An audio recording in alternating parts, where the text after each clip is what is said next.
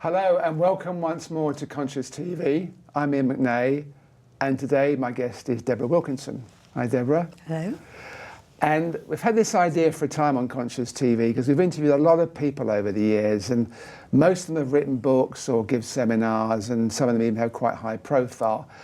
And we found we were getting emails from a few people who actually were talking about being awake but hadn't necessarily put anything in writing or even done a seminar. And I thought it'd be interesting to talk to some of these people, very ordinary people with ordinary awakenings, to see what their lives had been like, how they became awake, and how it is to be awake. And there's three people coming to the studio this morning. There's Debra, and there's Rory, and there's Heath. And what we're going to do is do a short interview with them individually first, and then afterwards we do a panel with the three of them and myself and Renata, just to talk more about how it is to be awake. So, Debra, when you wrote me a long email all about your life and things that have happened, and your first line was, "Hello, my name is Debra and I'm awake," Yes. which is a very brave start to an email. So, how is it to be awake? It's fantastic. It's, I realised I wasn't really alive until I woke up because I was so plagued by my mind that now everything is clear, and so there's not the interjection there was before, so everything is new. It felt like yesterday I went on an aeroplane for the first time, and I went on a train for the first time, because I haven't done that since this has happened. And so it's beautiful. It's life is beautiful, you know, when you're not holding on to the stuff that you were. You can see everything from a completely new perspective, and even the things in life that you would look at normally as not being beautiful, you can see that everything is perfect as it is. So let's run back and just see how this whole journey started for you. Sure. So in the email you sent me, you said that your childhood wasn't very nice. I think you were sexually molested by your stepfather. You had lots of anxiety, so you had a very difficult time, didn't you then? Yeah, actually recently I've come to the realisation that the molestation part of it, I have a completely different view of that now. I used to look at that was my story that I held on to, that was what made me what I was. But actually from the perspective I have now, I can pretty much see that broken people do bad things. When you're in mental agony, bad things happen. I think more for me than the actual that was the reaction of my mother when she found out, because she didn't leave him. And so we stayed as a unit, as a family, and tried to kind of get on. But the difficult thing was she would go between blaming me and blaming him. And she was an alcoholic, which gradually got worse and worse and worse over years. And so from the age of sort of 12 to 15, my life was hell. And I realise now that I had been carrying that, you know, and I've been trying to get away from it for so long.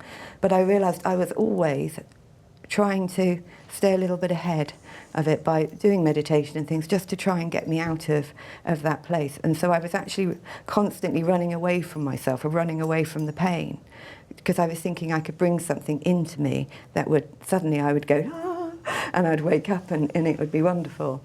And even though I got to a level where I could step out of my mind and spend time in meditation and became very, very clear and understanding about everything that had happened, but I still hadn't dealt with all the stuff inside. I was literally trying to outrun it, and then I had the moment where I realised I had to go in there. So you did a lot of conventional therapy to start with. I did. And then you moved on and you got involved, I think, in a spiritual centre, which had, I think, you learnt Reiki and tried different... Yeah, it was a great place, actually. I've always known there was something else, but I didn't know what it was.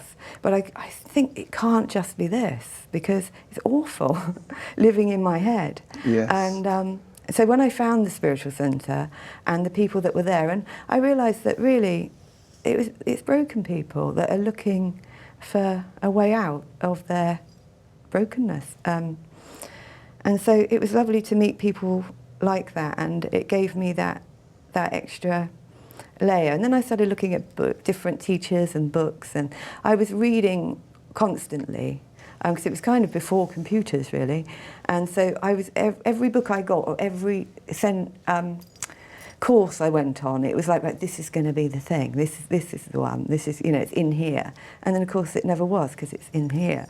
And the switch moment came when I realised it's in here, it's not out there. So talk us through what you call the switch moment, what actually happened, and where you were at the time in terms of your development. Well, I'd been meditating a lot for, it never really left me from that point, even though I did go into periods of deep unconsciousness and depression. But I always sort of had that, I knew there was something more. And then over the year previous to the switch moment, I was meditating more and more, sort of 2 or 3 hours an evening, and listening to lots and lots of teachers, Eckhart Tolle I love, and Ram Dass, and then I suddenly found that if I could, I would get a little moment from them, and then it would take me off, and I started to spend a lot of time out of my mind, where my mind was no longer interacting. I could step out of that, and it built up to the point where I did feel pretty good, and I knew when a feeling came, I think, oh, what's that? I need to look at that, and it was going really well. And then one evening I had a brilliant meditation, and I was just thinking, how do I keep this? How do I keep this feeling? And it was about an hour, and it was blissful. And I came out of that, and then within a few minutes, it was like every piece of anxiety, pain, all the interjection, everything shot back into me. And I just didn't know what to do. It was just so shocking, and it felt like I'd just lost it all. I'd lost it. I was right back in the middle of it. And I spent 3 days like it, just trying anything to get out of it. But it was just every thought I had, it was all the interjection was back, all the criticism and the negativity. And I felt really panicked by it. But by the 3rd day, I just felt, I can't do it. It's got to stop. It's me or it. And whatever comes out of this, then that's fine. If it's not me and it's it, then I'm willing to go for that. So I went inside to meditate, but I was quite full of anger, and I just wanted to know what it was. And so in my head, I was shouting to the parts of my head, "What do you want from me? What is it?" And there was just all this abuse, and it's very hard when you're stuck in the middle of your head, for me, to even know which part of it was really me, which part was my personality, or whether I was being taken over by these sort of sub-personalities that come out. And so I stood there in my head. I'm very good at visualising, so I could see it quite clearly. And all of a sudden, throughout all the abuse, this little child's voice said, "We want you to stop ignoring us and accept that we're here," or words to that effect. And that was it. Something just clicked in my head, and I realised what I'd been doing. And I'd been pushing it all away, trying to outrun them. And it was just myself just trying to get me to see the past and just accept their pain. And over a period of time, I realised it feels like at one point I thought there was somebody for every day that you'd lived, but I think it's somebody for each of the memories that you hold on to, especially the negative things, because I actually didn't have many positive memories because the negative ones were so big that they couldn't get out. And I realised that it was children, and they just needed me to look at them. And the suffering just finished instantly because I knew what to do. And I had the answer that it was all in there. All I had to do was go in there and sort it out. And well, it sounds like quite a big Yeah, task to go in and sort it all out, actually. It is a big task, but I had the answer, and so it didn't feel. I felt like a crusader.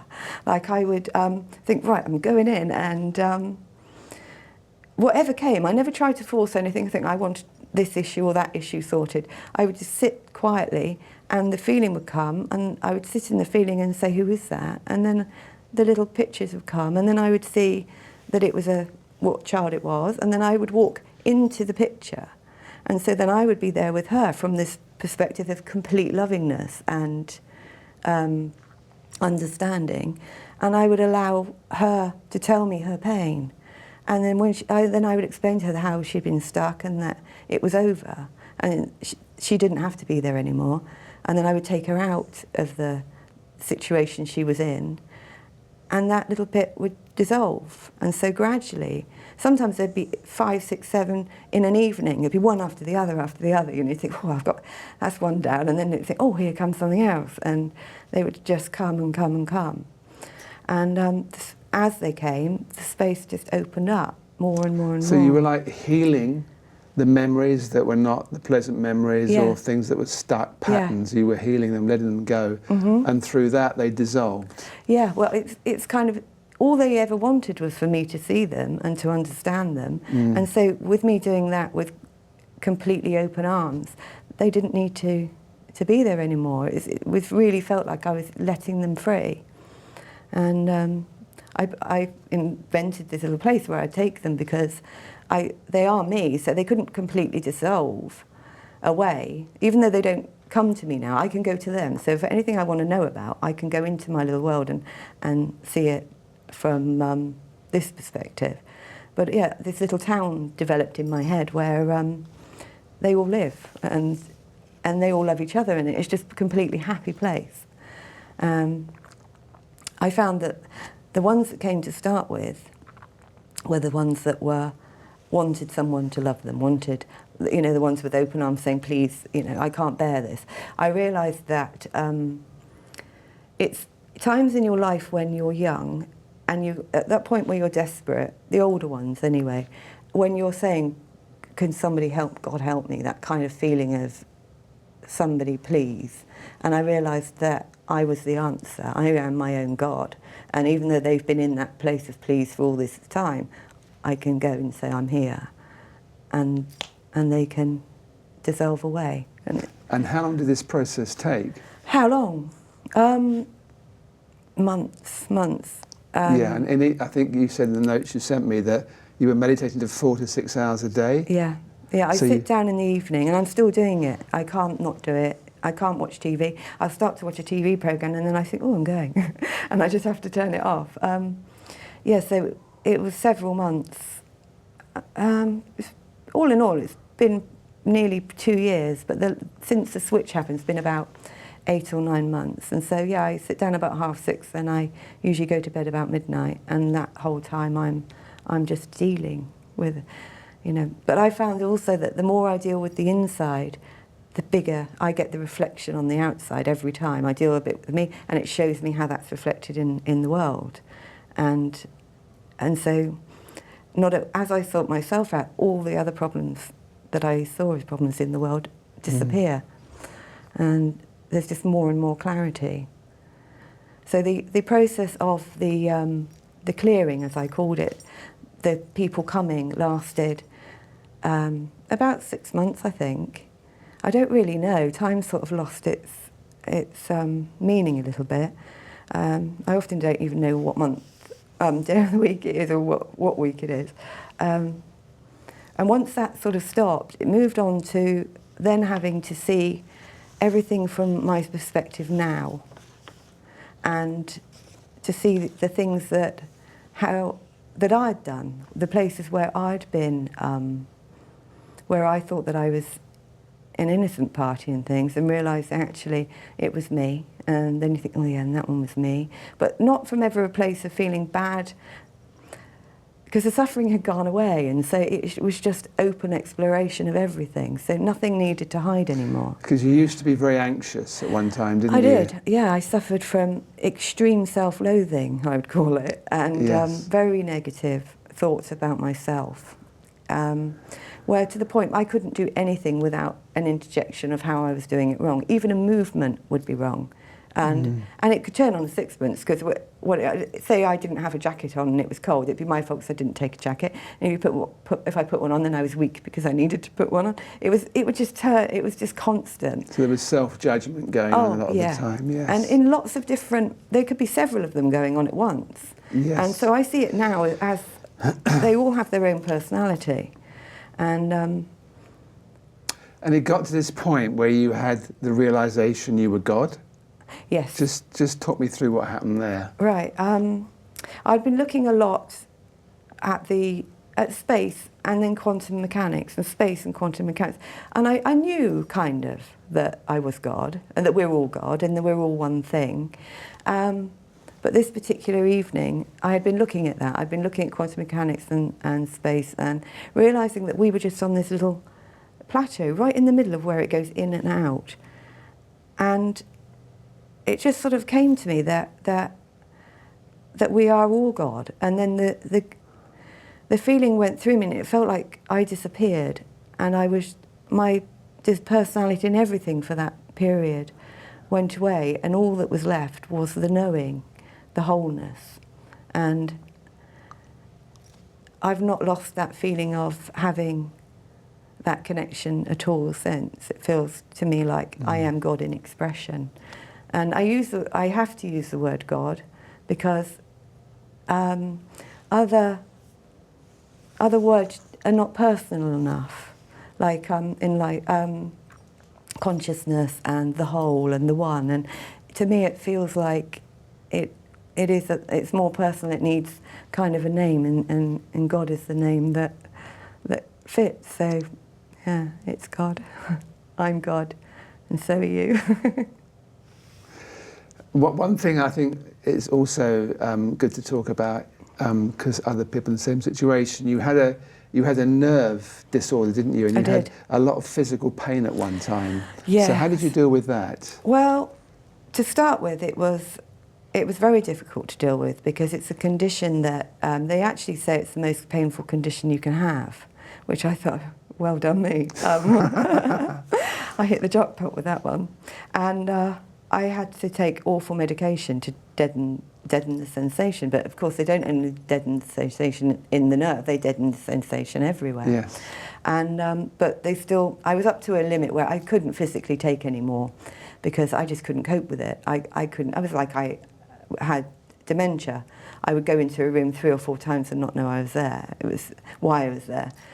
But there was a limit on the medicine I could take, and the pain would still come, and it was just terrible pain. The sort of pain that it was like a whiteout every time it would strike me.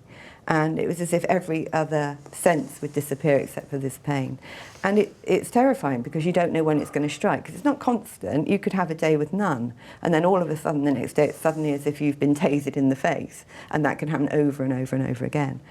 And it was making me feel like I had like post-traumatic stress, because I was constantly waiting for this thing to happen, and I thought, I can't do this indefinitely. And so I started to meditate with it, and actually go physically into the pain. And so I would just allow the pain to be, and look at the pain. And taking the panic out of it, actually, it was still painful, but it made it a lot more bearable, because the panic is to do with, it's going to get worse, and I can't stand it. Get worse. Whereas if it's there and you can stand it, even though it's you think, well, intense. I am standing it. It feels like I can't stand it, but I am here standing it, so I can stand it. And so I took the panic away from it. And also, it meant that I wasn't spending all my time in panic, because I realised that sometimes I might have 3 or 4 hours without a pain at all. And to be spending that 3 or 4 hours thinking, oh, when's it coming, when's it coming? You think, well, I've got no life at all. So I had to be able to move out from it.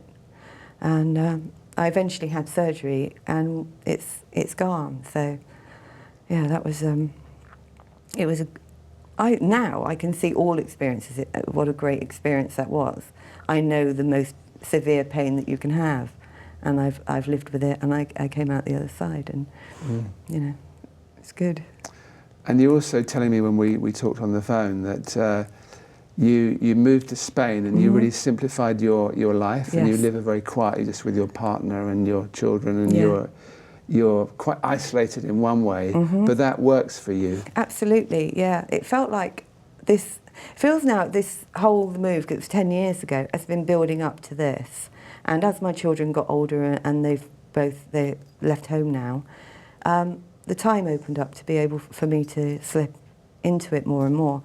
And I never felt, once I moved, I didn't feel that I wanted to make a big circle of friends and things like that. It felt as if it was a time of reflection for me. And so yeah, I can go several days without really speaking to anyone but my partner, and I spend a lot of that time completely on my own, either meditating or doing solo activities. And you also used to be very overweight, didn't you? Yes, I did. I was overweight all my life. I was always either dieting or putting on weight. There wasn't really an in-between of that. I would try really, really hard to get past it, and you get that determined thing, right, I'm definitely going to do this, which would last a few weeks. And then the crying children who were demanding the food would start up again, and then you get to the point where you can't deny them anymore. And I could be there eating and crying because I didn't want to eat it, but it was as if it was just compulsively, it was like throwing it into me, as if they were... So it was the unclarified voices, as you put it, in your head.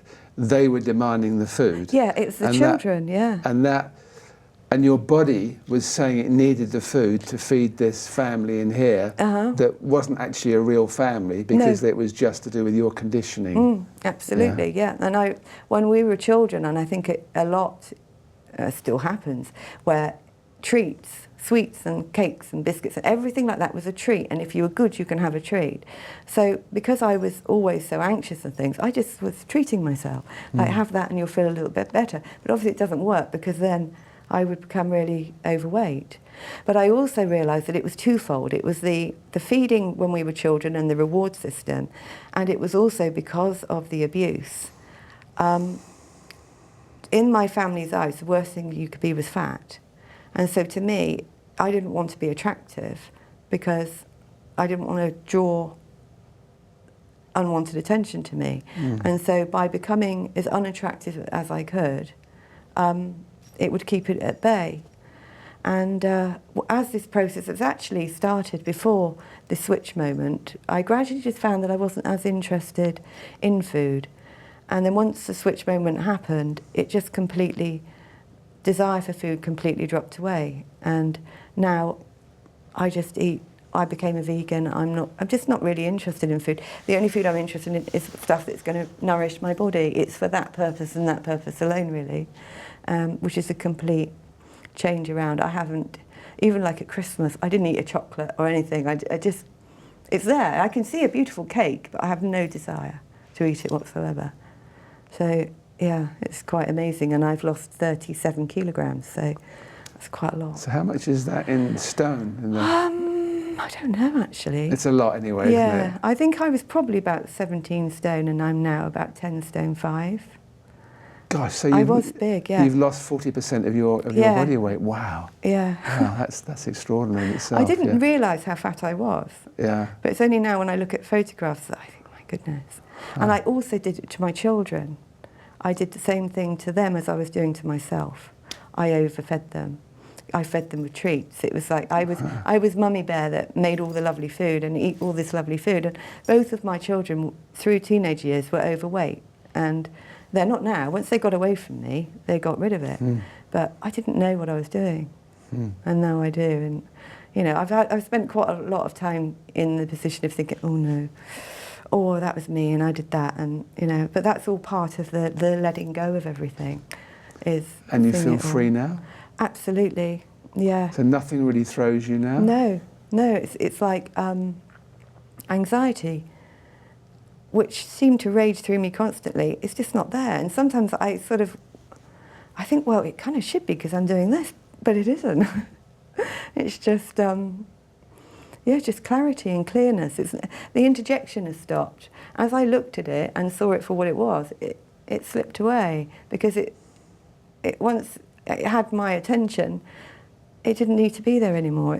It's really strange. I feel that I've mastered my mind through, you know, just hours and hours of looking at it and looking at it and looking at it. And every single thought, every feeling, what is that? Where has it come from? To the point where it's just gone. It sounds like a lot of hard work, which it is, Yeah. but of course, in a way, I guess you were fairly desperate to get out of the situation you were in. Well, I've always been curious. I realised as a child that I used to make adults uncomfortable because they would tell a very surface story, and I'd want to know what the details. What's underneath that? What do you mean by? So what happened then? And people like, go away, you know. I've always had that deepness of longing to know, and I couldn't live with myself, and so it would come up again and again. What am I going to do? How am I going to get out of this? Because I can't live in this head. So, you know, it was just a constant looking that's not stopped. So the key really is for people to take the time and have the courage to look within. At themselves. People are terrified of what's inside. I think people think there's a monster in there, because I know I did. I thought that there was evil inside of me, and I realised it wasn't. It was a tiny child it's like a stick with a monster stuck on the front, you know. It was poking it at me, and really behind it was just a teenager. And actually the teenagers are the ones that are the most, cause you the most grief, because teenagers aren't particularly nice, especially teenagers that have gone through something like I did, you know, and having an alcoholic mother she was very intelligent, and an intelligent alcoholic is quite something to come up against. And yeah. Okay, we're going to stop there, and we're going to be joined in a few minutes by Heath and Rory, and the three of us will have a discussion about what it is to be free, I guess. Okay. Well, thank you for having me. Thank you, Deborah, for coming, and thank you for watching this part of the programme on Conscious TV, and do join us for the programme afterwards.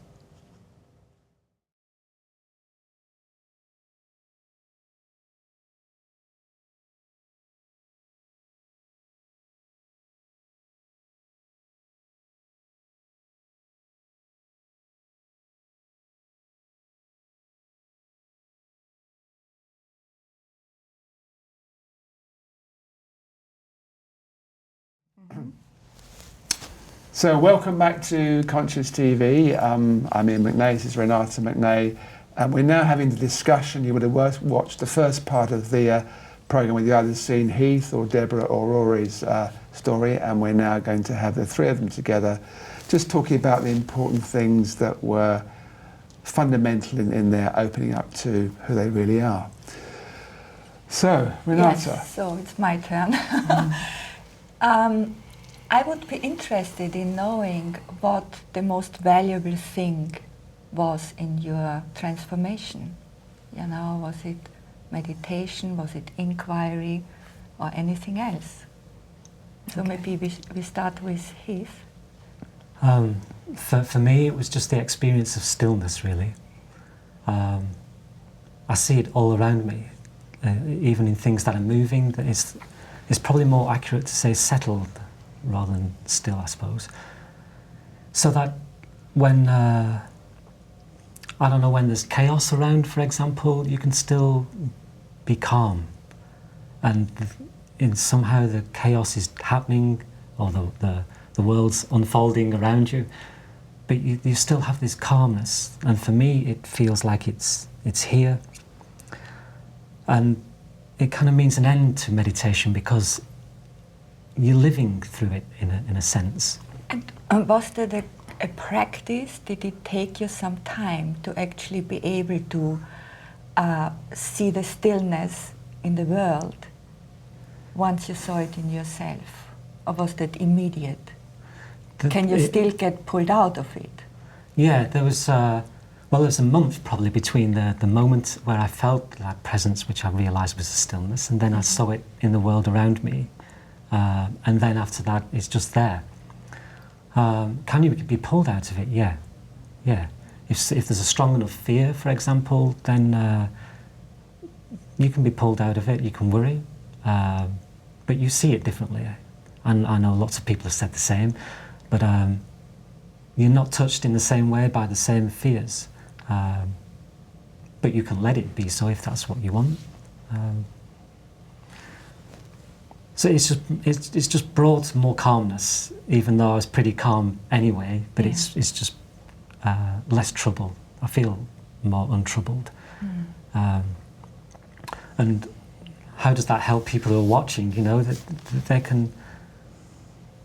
they just need to stop in a way, just to be still now and then, and you find yourself being more silent and more tranquil. And I don't know, you might be a single mother with children tugging at your shirt sleeves every moment of the day, and finding that silence is difficult, but it is there. And if we just do little bits here and there, there's a settling. It's like our energy calms down as well. And I suppose we just begin to notice it around us more, and it fills us a bit more. So in a way, we could help. Help us by just making little notes everywhere. Yeah. You know, I know. I was just in Vienna visiting my grandchildren, and my daughter-in-law on the fridge, and everywhere she has these little stickers, trying to remind herself. Yeah, it's a good idea. To always come back to this place which is always there. Yeah, and one other thing that I find helpful, 'cause in my previous job I did a lot of travelling, and you can be stuck in traffic jams and getting stressed, like I was this morning, that's stuck in traffic jams, but it's an opportunity to see the clouds, and it's an opportunity to see the wildlife, the plants and so on, and that calmness is there. It is there. So would you say your inquiry is always coming back to this place of stillness?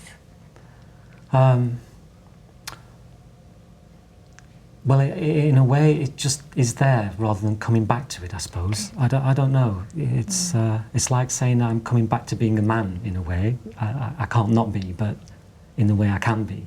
But if you want to get to that, then it does help to have get these little moments, reminders, just to stop. Have a cup of tea. You don't have to meditate. Sit looking out the window for 5 minutes with a cup of tea in your hands, and just forget. And you, Debra? Can you ask me the question again? What was the very thing which was the most important thing in your transformation? I think meditation, or I call it pondering actually, a lot of the time, because it's not, I don't sit like this for 7 hours. It's just a deep self-inquiry which also spreads to the outside. So I would say that the meditation pondering led to the self-inquiry. So I can't really separate it into one tiny thing, because the whole thing was what led me to the end result. But I think just in each moment through life now, I notice everything that if I pick up a cup of tea, for example, it will go through my mind, who made this tea, who picked it, who shipped it, and it feels like a gift, a real gift. It's not just a cup of tea anymore, it's all these people. And you realise that the world is involved in everything that you do. And that's important, because you don't get caught up in your mind anymore. My mind just doesn't catch me now, where before it was constantly contemplating everything that might be going wrong, or what going on around me. So I think the self-inquiry for me was the big key, because just going out of myself, I realised that from that place of being out, I was just trying to outrun me. And even though it was beautiful, and I've had meditations that have been so amazingly powerful, it feels like every cell in my body is at the height of orgasm, and it can last for an hour. So those things are quite useful and enjoyable. But yeah, it's a combination for me of the going right inside and then looking right outside, in and out and in and out, the big, the small, the big, the small. And then it all just makes sense. It all just starts to fit into place. So, would you say you live a lot of your time beyond your mind? Yes, I think so now, yeah. Yeah. Yeah. I see everything from, I see it all as just creation, and everything, like even going in the supermarket, you just look around and think, wow, look at all this that everybody has done, and that just connection, it feels like I am just a tiny weeny part of something enormous, and I feel just such joy in that. And everybody that I see, I think, look at me when I'm doing that, look at me when I'm doing that, you know, look at how I behave when I think that. Yesterday you mentioned something which I felt very touched with when we had dinner last night, that you spoke to your son, and your son is going through some grief. Yeah. And you said to him, how wonderful, what a great experience. Yeah, well he's a musician, and he's just spent 6 months in Germany with his girlfriend, who he met in Spain, and she's German, and he's been there with her, and now he's gone back to England to try and break his way into the music scene. And he was just so sad. He was saying to me, I miss her so much. And I was saying to him, what a joy. I feel that all of the emotions that we have throughout our life, they're all our learning. They're all, you know, to know what it's like to really miss someone, that's God knowing that. And that is what, you know, he wasn't quite getting it, but I miss her. But saying, but think of the longing, how wonderful it is to long for her, to want to kiss her, to want to be with her, and just like when you're first going to see her again, there's the joy. You know, try and see the joy, not the negative. And so your way is turning suffering into delight. yes, because it is all a delight. In the end, it's always a delight. Yeah. I think even the deepest suffering, when you look at it as it is, you see how much you learnt from that. Yeah. And we're here to learn everything, every but emotion. we keep running away. We Yeah, don't really because we don't want to feel face it. It's frightening. Yeah. But then when you look at it, you realise it's not frightening at all. It's just love, all of it. Even the most negative things are love. Yeah. It's just our interpretation of them. That's the problem. Beautiful. Yeah. Yeah. Thank you. Rory. Okay. I mean, it's kind of it's very hard to put down to one thing. Certainly self-inquiry was the process, if there was a process. Trying to understand, it's the thing, know thyself, you know thyself. If you understand yourself, you'll understand everybody and everything, because it's all you in the end of the day. But if I had to put one particular thing that was a catalyst, it was the suffering that came from trying to fix the world, trying to fix things, ambition, just trying to bend the universe to my will, you know what I mean? That just broke me. And it happened in stages. I burnt out several times, and I would say my journey was like, initially, God or creation or whatever you want to call it whispers what you need to know, and you ignore it. Then it says it a little bit louder, and you ignore it. Eventually, it'll kick you in the face, and then you'll be sitting in a pile of rubble. And that's what happened to me. Eventually, you'll just get an awful smack, because you've ignored the same thing over. It gets louder and more, in my experience. So it was my arrogance, if you like. I'm going to make this work. I had no other choice either, though. All you can do is go, this is what I feel, this is the best thing I can think of to do, which was to try and fix it all. And it was trying to fix it all to the point where I had to admit there was no fixing anything. So it was suffering, really, to put a word on it. Suffering. That's what broke me. I don't think I would ever willfully have given up or surrendered. I haven't given up, but let go enough to see that I didn't know anything. Just what you just saying reminded me of something which happened to me 2 weeks ago. You know, where life made through me a full prostration and banked me on the floor, on concrete, with my face. I mean, the way I looked, it healed nicely. But I thought, gosh, that was a push life gave me. I'm still thinking about what it all meant. But it's true. It literally brought me to my knees. I don't know I can make a connection. I don't know how useful it is to say that caused that.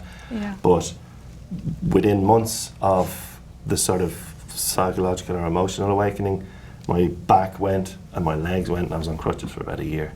And it felt very like just I was physically having to let go of all that tension as well. I can't say that's what happened, but it happened. I just can't say there was a connection, but it seemed I was, and within that, like what you were saying, there was this sense though that I still felt as bad as I was, that, and I even considered, I didn't know what was happening. I thought I had to be okay with whatever happened, and I was. I just went, well, if I have this, if I'm never recover from this, it'll just be that. And it just sort of felt okay, as intense and as sort of crippling as it was at the time. It was about a year before I was right. But it did seem like a physical manifestation of this psychological letting go, but I don't know, but it happened. Yeah. You have a question? Is the process ongoing with the three of you? You've all said in your own way that you're free in terms of that, a human life, you feel free to a large degree. But do you feel that freedom deepens? Do you feel your process gets wider? Let's start again with you, Rory. Absolutely. There's just with every passing day a letting go of any concept about anything, any idea that you know anything. I mean, really, just any notions of how anything should be, and the questions just stop coming. The question, what's this about? Nothing's about anything. You will reach that point where it's just what it is. It's just what it is. So there's nothing left to ask at that point. And most of what people are doing is asking themselves, what's this, what's that, why does this happen, why does that happen? That gradually just is met with, it just is.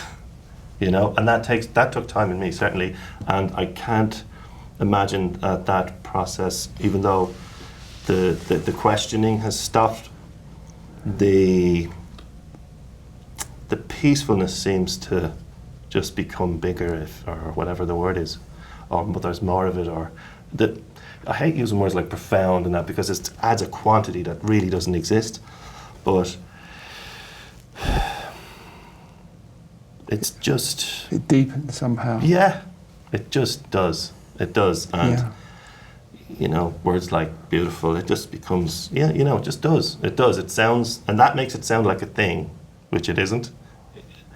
But there is certainly an expansion of it, whatever that means. Okay, Debra. I think as long as you still have a mind, which we have because we need one to survive, inquiry can never really end. But I realise from where I am now, everything that I experience, it's as if it's happening for the first time. So, I think it is never ending. It just, as you change, your perspective changes, and I don't think that's ever gonna end. I think it's like a show that you are just moving through, and your perspective may change, but I don't think it will ever end. I don't think as long as we're here in our lives, because experiences are always coming, aren't they? They never stop coming. But do you discover more subtle programs, more subtle historical, which you become aware of, and then when we did the interview with you, you talked about healing them. Is that still goes on? It's not kind of, the healing part of it doesn't really, that feels like that's healed. But now it's just a kind of realising that I don't actually believe anything that I believed. And I hear myself think something or say something, and I think, I don't even believe that, I don't even know why I said it. So it's a deepening of understanding constantly. Something I even thought about a week ago, I can think about again and realise I don't think that at all anymore. It's just a constant, like the questioning has, I don't think my questioning will ever stop. I'm just a question asker. but yeah, I think it's just moved to level to level to level. Is it a kind of a deepening into the present moment where Yes. everything else starts to collapse? Like Yes. the time, the future, the past, the Yes, construct. I go- don't, in my daily life now, I don't think about the past at all. Well, I've been going through a period of looking at it from the perspective of now, which in some ways was harder than the clearing of the past, because I can see now where I was actually the problem. And that was quite an interesting process, but that seems to be slowing down now, and it just seems to be more of a accepting of all. And Well, when you say I was the problem, Yes. can you say more about that? In which Um, sense were you the problem? I was the problem because my mind was Okay. the problem. Which you projected outside. Yes, Yes. I project. Yeah. For example, a few weeks ago, I went to pick a flower, and I was meditating, and I had some lovely nasturtiums growing, and I noticed that there was a weed, a big weed, and my mind said, "That's a weed," and my hand went to pick it out, and I thought, "But look at it! It's absolutely beautiful." But I've been told that's a weed, and I've believed it's a weed, so I've just let it grow. It's enormous now. My garden's taking gone over. wild. Yeah, I can't That's pull the out a habit of dandelion. I weeds. think, well, that dandelion has its own right to be there. So yeah, it's just more of a deep accepting of all. And I find that people's behaviours and things, where before they could niggle me, I just see their pain or where they're stuck, and it's perfectly fine. There's no need to interrupt anything or anyone. So yeah, it feels very deep. Yeah. Can you be still pulled out of these depths? Well, recently I haven't been, so I don't know if I can be because it hasn't happened. But for the last, once I dealt with shame, that was the end point for me as far as my anxiety and suffering. Well, the suffering had gone, but I still was having anxiety. But once I spent an evening completely immersed in my shame of my life, all the things I felt ashamed about, by the end of that, I have not had a single moment of anxiety. So whether or not it can come, I mean, what I'm doing today would have been absolutely out of the question for me to do. I wouldn't even have my photograph taken. And so the fact that I'm doing this, part of me can't quite believe it. No one I know can believe it. It's saying, what? You're doing what? So I've forgotten what I was going to say. So when you say you spend a whole day immersed in shame, how do you do that? What can you tell somebody? Right, okay. Well, shame came, what happens with me is it comes through me as an emotion. And I don't know what it is. On its own, and then you sit down, or you call it up? No, I never call anything. I Okay. sit and allow. There's never any interruption from me. Yeah. Whatever comes. I can sometimes think, I think this might be about that, and then it's not. So I don't get involved. I just allow whatever comes. And this feeling came, and then the pictures started to come of the things I'd done in my life that I was ashamed of. And then it lasted about 3 hours. I had to see everything, every single thing I'd ever done that I held shame for came to me, and I was curled up in a ball. I felt awful. Yeah. But at the same time, I'm watching it. So I'm completely immersed in it to the point of shaking, but at the same time, I'm love. And I'm looking at it, and I'm going, wow, that's amazing that this is all coming. So it's kind of like I'm 99.9% immersed, but this one point is on the outside. I mean, it's so beautiful. I mean, it shows how, when you allow it, nature heals itself through this body-mind. Absolutely, yeah. If you give it the space and the attention and love. That's all it wanted. Yeah. Let's give Heath his turn now. Do you remember the question? Yeah.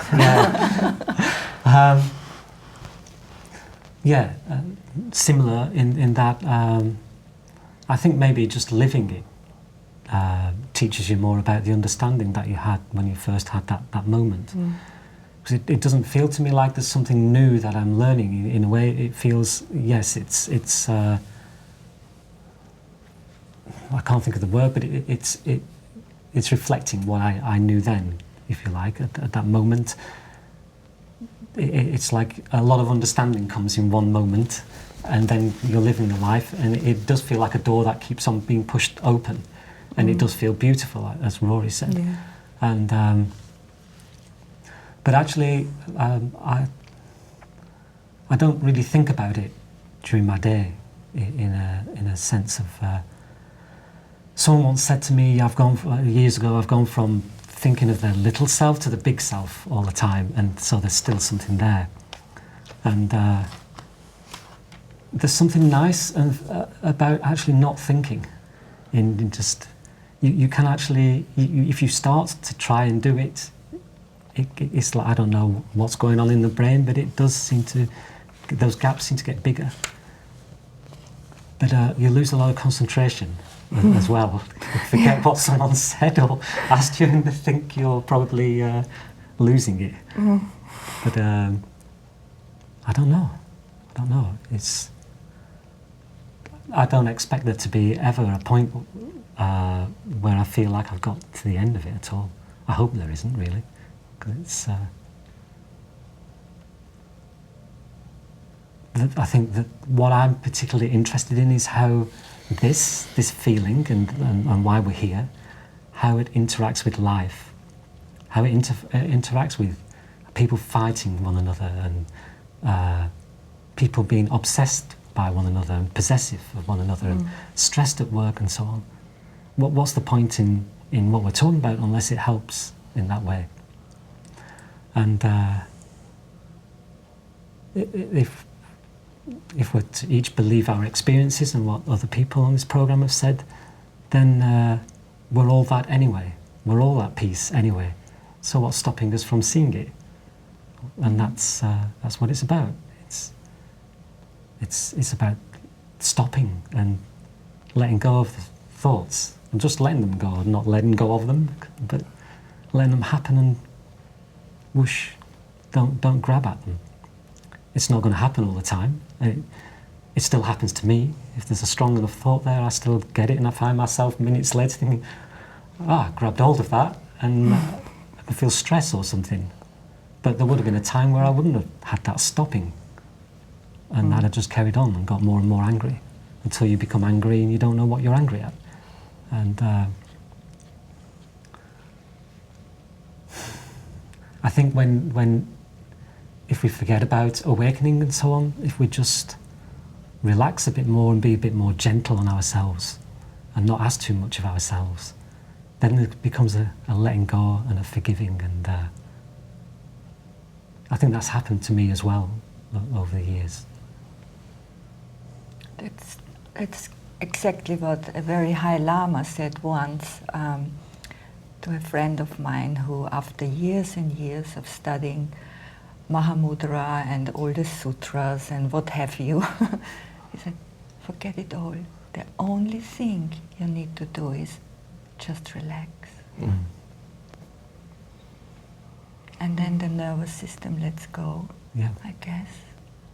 Yeah. All the trouble.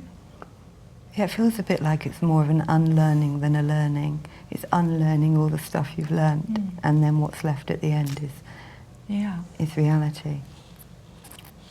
Yeah, it's. I will have later on today an interview with somebody who is coming from Australia, and she is enlightened. She says, "I am enlightened," which is quite intriguing.